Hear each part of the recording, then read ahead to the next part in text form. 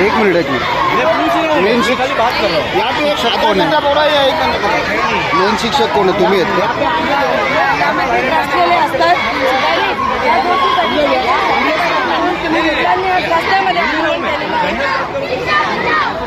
फक्त एक बाईक द्यायची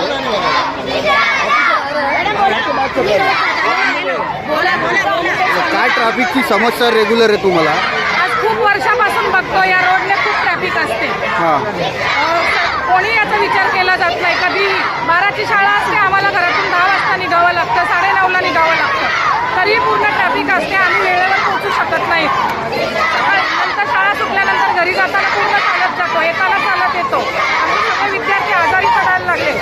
वर्गात कोणी आजारी पडतं, कोणाला चक्कर येतं. या ट्रॅफिकचा त्यांना खूप त्रास होतो. त्यांचे पालक त्यांना घ्यायला वेळेवर पोहोचू शकत नाहीत. त्यांचा पूर्ण अभ्यास होत नाही. त्यांची मानसिकता पूर्ण चेंज झालेली आहे. सगळे विद्यार्थी कंटाळलेले आहेत या गोष्टीला. प्रशासनाला तुम्ही काय मागणी कराल? आमची एकच इच्छा आहे, ट्रॅफिक बंद झाले पाहिजे. आम्हाला हा एरिया मुक्त पाहिजे, रस्ते पाहिजे, चालता आणि तुम्ही मुलं कशी जाणार हो?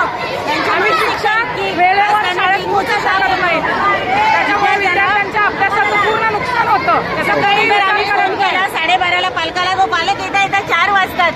आम्ही त्या मुलाला जर भरपूरच त्रास झाला तर कसं ऍडमिट करणार? आमची जबाबदारी आहे ना त्याला ऍडमिट करणं. पण तो पालक येत नाही, आम्ही त्यांना घ्यायला वेळेवर पोहोचू शकत नाही.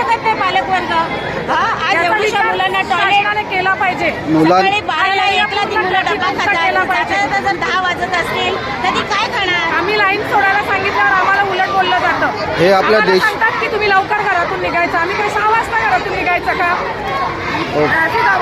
सांगितलं की अजून प्रशासनाचे कोणी अधिकारी आलेत का तुमच्याकडे? अजूनपर्यंत कोणी नाही आलं.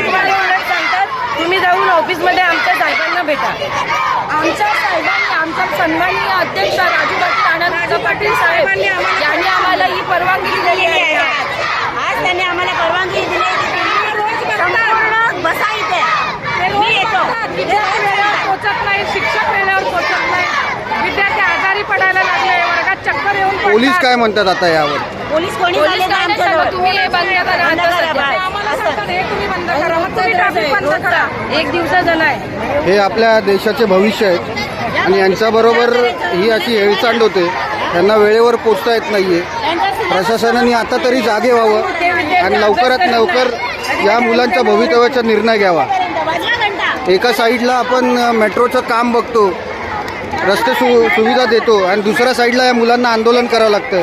ही आपल्या देशाची शोकांतिक आहे.